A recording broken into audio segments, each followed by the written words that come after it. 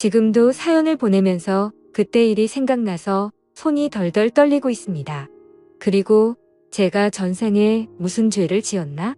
그래서 이렇게 마음에 벌을 받는 건가 고민하고 눈물을 흘리며 찢어질 것 같은 가슴을 부여잡으며 이 사연을 보냅니다. 저는 시골로 귀향했었던 50대 남자입니다. 저와 아내는 전부 다 도시 출신에 직장까지 도시에서 살아온 말 그대로 도시촌 사람이었습니다. 저 같은 경우에는 할아버지 댁이 시골이어서 어릴 적에는 논밭에서 놀기는 했었지만 즐거운 추억은 그때뿐이었고요. 아내의 경우에는 논밭이 있는 시골을 가본 적이 없는 전형적인 도시 여자였죠. 하지만 제가 사업을 하면서 돈을 많이 벌게 되었습니다. 어느 날 아버지가 오시더니 고향에 사시는 친척 어르신 중에 사정이 어려워서 집을 싸게 내놓으신 분이 계신데 너가 좀 비싼 가격에 사주면 안 되겠니? 라고 하셨습니다. 아버지의 부탁이고 제 기준에서는 비싼 가격도 아니었기 때문에 그냥 제가 그 집이랑 주변 땅을 사뒀습니다. 그때만 해도 아버지의 체면을 위해서 사둔 거지 전혀 관심은 없었습니다. 그렇게 아무 생각 없이 말하고 잊고 지냈습니다. 근데 50대 넘어서니까 자식은지 혼자 큰 줄 아는지 반항이나 하고 게다가 제가 하는 사업이 지금은 휘청거리면서 경제적으로 힘들어지더군요. 그래서 여기저기 지인들에게 부탁을 했지만 아무도 도와주질 않는 겁니다.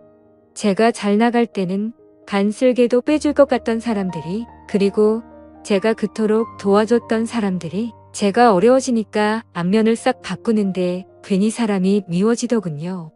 자식이 싫어지고 사람이 미워지니까 아무래도 도시 속 사람이 두려워지니까 떠나고 싶어졌습니다. 그냥 아무도 모르는 곳에 가서 머리를 식히고 싶더군요. 그래서 아내에게 어디 한적한 시골 마을에 가서 살고 싶다고 했더니 아내가 옛날에 지방에 사둔 땅이랑 집이랑 있잖아요. 거기서 있으면 어때요? 이러는 겁니다. 사업을 하느라 전혀 신경도 안 썼는데 아내의 말에 그제야 떠올라서 바로 시골로 내려왔죠. 여전히 시골은 시골이더군요. 하지만 오히려 그게 마음에 쏙 들었습니다. 그래 아무도 모르는 동네에 가서 마음 정리 좀 하고 살자는 생각이었습니다. 그래서 저 혼자 일단 시골에 내려왔죠. 아내나 아이는 일단 서울에서 살고 있었고요. 제가 와서 시골집을 좀 정비하고 있으니까 동네 어르신들이 오셔서 이것저것 묻더군요. 그래서 친절하게 설명을 했습니다. 그랬더니 어르신들은 여기 청년회랑 마을 발전회가 있는데 언제 한번 들러봐라고 하더군요. 아무래도 시골 정서를 조금 알기 때문에 저는 동네 어르신들이랑 청년회 분들에게 급진이 되었죠. 말이 청년회라고 연세들이 저보다 적게는 10년 많게는 20년 가까이 더 많은 분들이었으니까요. 나름 대접을 꾸준히 하고 동네 봉사활동에 어느 정도 참여했더니 동네 어르신들이랑 청년회 형님들도 저를 마을 사람으로 인정해 주시더군요. 그리고 친해진 뒤에 술자리에서 이런저런 이야기를 하면서 보니까 청년회 형님들 중에는 햇볕에 그을리고 옷을 후줄근하게 입어서 늙어 보이는 것뿐이지 몸이 저보다 다 건장하고 근육이 넘치는 분들이 많으셔서 놀랐습니다.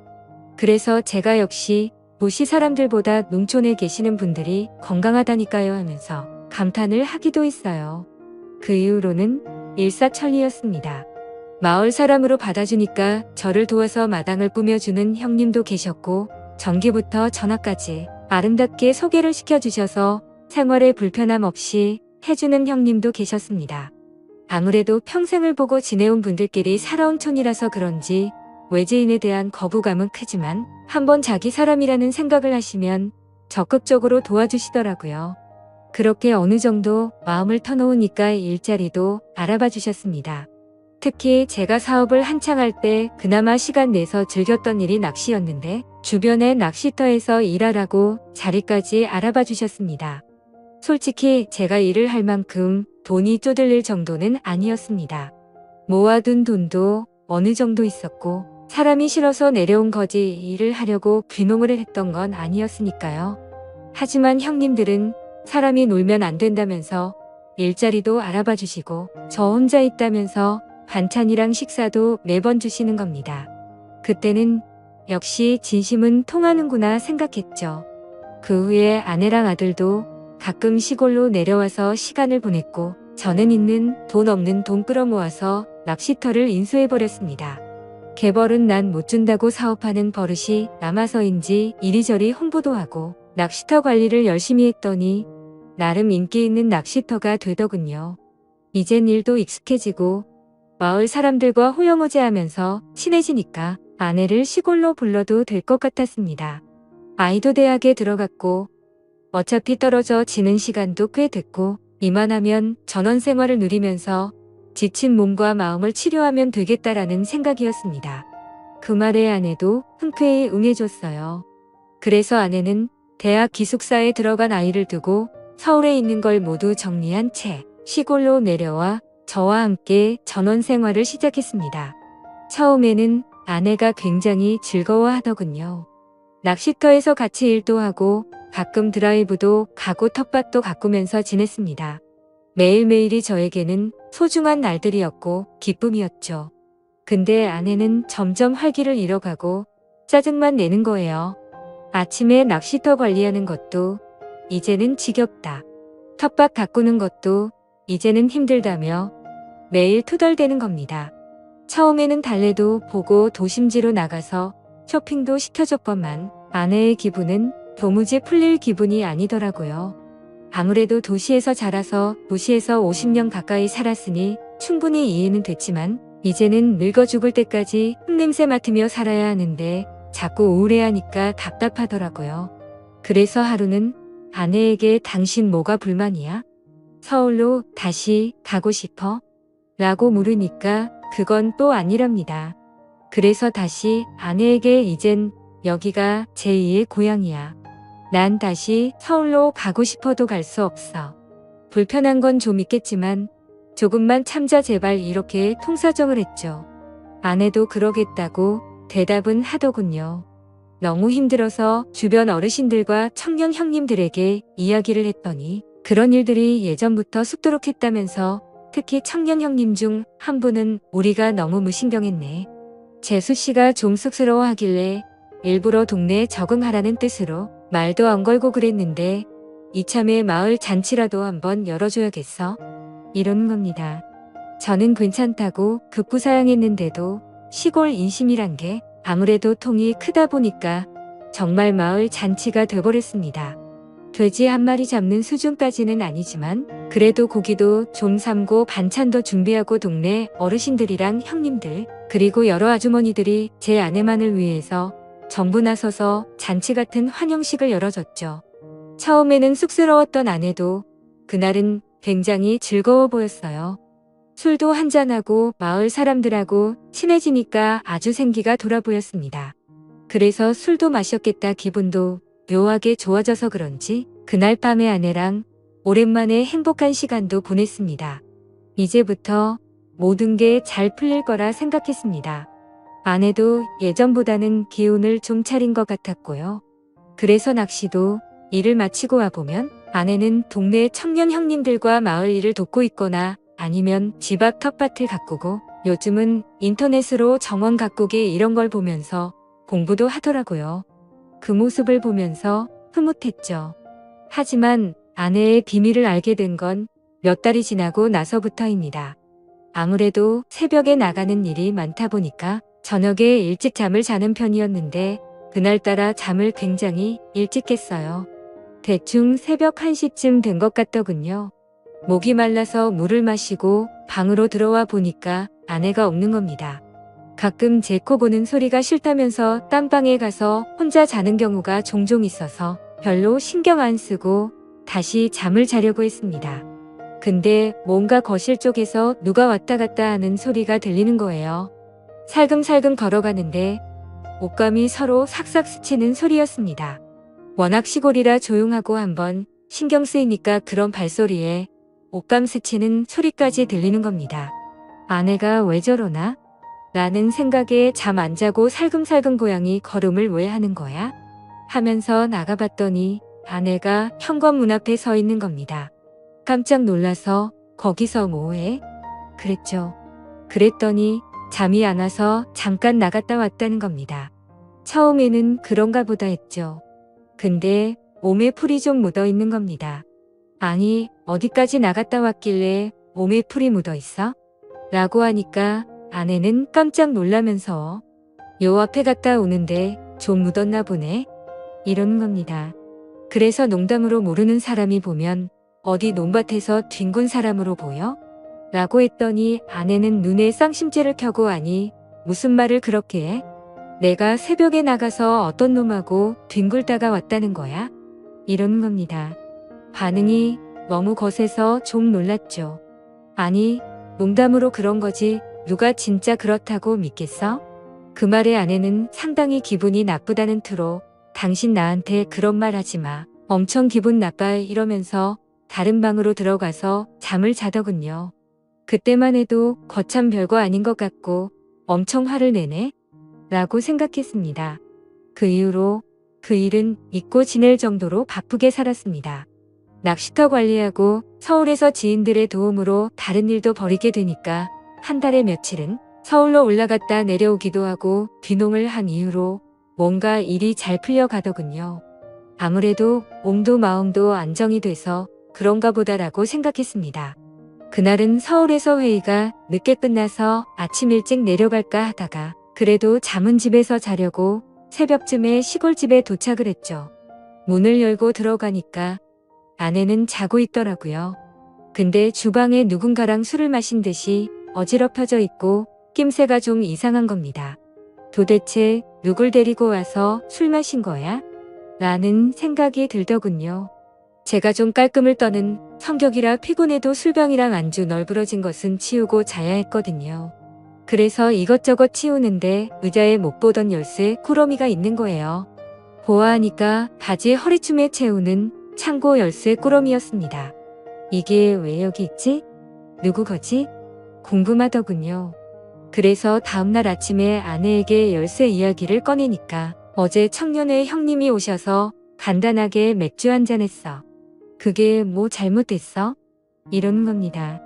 마을 사람이 우리 집에 올 수도 있고 맥주 한잔 나눌 수도 있겠지만 열쇠까지 떨어뜨리고 갈 정도로 정신이 없었다는 게 이상한 거죠. 농사일을 해보신 분들은 알지만 농사와 관련된 열쇠나 농기구들은 기가 막히게 챙기거든요. 그래서 열쇠 꾸러미를 들고 청년회 형님 집으로 가고 있는데 동네 할머니 한 분이 오시더니 요즘 한 사람 소문 안 좋아? 이러는 겁니다. 그래서 제가 무슨 말씀이시냐고 자꾸 여쭤보니까 동네 남자들하고 그렇고 그런 사이라는 소문이 있어. 마누라 간수 잘해. 라는 거예요. 이게 무슨 소리인가 싶더라고요. 동네 남자들이라니요. 그래서 계속 여쭤봐도 할머니는 본인도 그냥 노인회관에서 주워 들었다는 겁니다. 남자들끼리 이번에 새로 귀농한 집 아줌마 밤에 몰래 가면 만날 수 있다는 이야기를 술자리 안주 삼아 했다는 거예요. 순간 눈이 뒤집히더군요. 어떤 정신 나간 놈이 이런 헛소문을 퍼뜨리나? 하여 청년의 마을 남정네들을 다 잡아다가 취조를 하고 싶었는데 열쇠 꾸러미가 자꾸 마음에 걸리더군요. 그래서 청년의 형님을 찾아가서 슬쩍 떠볼 겸 이야기를 흘렸죠. 형님 아내가 열쇠 주라고 하던데요. 그 형님도 아무렇지 않은 듯이 웃으면서 열쇠를 받길래 제가 한마디 쓱 했습니다. 어제 우리 집에서 술 한잔 하셨다면서요. 술만 드신 거예요? 그랬더니 청년의 형님은 인상을 확 쓰면서 도대체 뭔 대답이 듣고 싶어서 이러냐며 집으로 돌아가는 겁니다. 뭔가 좀 캥기더군요. 평상시 같으면 이런 말에 미주알 고주알 끼어들고 설명하기 좋아하는 양반인데 정색을 하며 들어가는 폼이 아무래도 수상했습니다. 그래서 일부러 모르는 척 며칠을 보냈죠. 그 하루하루가 정말 고통스럽더라고요. 너무나도 궁금했고요. 그래도 꼭 참았습니다. 제 눈으로 증거를 찾고 싶었으니까요. 그런데 드디어 그날이 왔습니다. 그날도 새벽쯤에 자는 척 하던데 아내가 어디론가 나가더군요. 자는 척 하다가 몰래 쫓아 나가봤습니다. 청년의 형님이기만 해봐. 둘 다 아작을 내버릴 거니까 아는 생각에 뒤를 쫓아갔죠. 그런데 새벽 이슬 맞고 아내가 찾아간 곳은 논밭 근처에 있는 허름한 비닐하우스였습니다. 농사를 짓는 곳은 아니고 마을 공용 창고같이 농기구를 저장해 놓고 쉬는 공간으로 활용을 하는 곳이었거든요. 순간 망치로 머리를 맞은 기분이더라고요. 그래서 몰래 안을 들어가서 안쪽을 봤습니다. 누구? 어떤 놈일까? 궁금하기도 하고 막상 보면 열받을 것 같아서 두렵기도 하고 손이 부르르 떨렸지만 안을 들여다봤죠. 그런데 세상에나 청년의 형님이 아닌 다른 형님인 겁니다. 이건 또 뭔가 싶더라고요. 둘은 이미 더러운 짓을 벌이기 시작했더군요. 차마 그 소리를 듣고 싶지도 않고 이제는 끝내려는 마음에 확 덮쳐버렸습니다. 깜짝 놀란 아내와 그 형님은 손발이 되게 빠르더군요. 언제부터 이랬냐며 제가 화를 막 내니까 갑자기 그 형님 입에서 더 충격적인 말이 튀어나왔습니다. 난 오늘이 처음이고 다른 사람들을 몇 번 만났어. 이건 또 무슨 소리인가? 머리가 띵 하더군요. 아내는 여보 지금 이 사람이 정신 나가서 헛소리 하는 거야. 믿지 마. 라고 하더니 나중에는 살려달라고 빌고 나중에는 악에 바쳐서 맘대로 해. 하면서 들어 눕더군요. 하지만 계속 소리를 지르고 난리를 쳤더니 끝내 몇 군데의 집을 가리키는 겁니다. 그 새벽에 그 집 문을 발로 차고 들어가서 나와. 우리 마누라 건든 놈들 나오라고 큰 소리를 쳤습니다. 동네가 난리가 났죠. 알고 보니 마을에 체격 좋고 힘 좀 쓴다는 대여섯 놈, 그리고 물론 청년의 형님도 껴있었습니다. 마을 남정네들 대 여섯 놈이 마누라랑 놀아갔다더군요. 하늘이 무너지는 기분이었습니다. 그놈들은 제 아내가 먼저 유혹을 했다면서 핑계만 늘어대고 아내는 아니라고 자기는 그런 적 없다고 싹싹 빌고 아주 난장판이었습니다. 조용히 끝내려고 했지만 도저히 안 되겠더군요. 근데 마을 이장님이 한사코 말리고 제발 경찰에 신고를 안 하면 안 되겠냐며 싹싹 빌더군요. 그리고 마을 사람 모두가 잘못했다면서 합의금은 얼마든지 주겠다며 싹싹 빚는 겁니다. 확인을 해보니 무슨 대가성으로 주고 판 것도 아니고 아내가 자발적으로 나섰던 터라 이걸 어떻게 처벌하기도 애매하더라고요. 이제는 더 이상 더러운 쓰레기들이 사는 동네에 도저히 있고 싶지도 않고 아내를 보고 싶지도 않아서 아내와는 이혼을 했고 정신적 위자료를 청구했습니다. 그리고 마을 청년의 놈이랑 몇몇 사람은 탈탈 털어서 꽤 많은 액수의 돈을 받아냈습니다. 어차피 법으로 제대로 엿먹일 수 없다면 돈이라도 왕창 뜯어낼 생각이었는데 촌사람들이 은근히 돈이 많더군요. 그 돈으로 지금은 서울에서 장사를 하고 있습니다. 정말 잘 먹고 잘 살고 있습니다만 마음 한구석은 정말 쓰리고 아픕니다. 동네 사람들은 지금도 이 일은 비밀로 쉬쉬하고 있다고 하더군요. 정말 파렴치한 아내와 시골 남자들을 생각하면 지금도 피가 거꾸로 솟네요. 저의 긴 글을 읽어주셔서 감사합니다.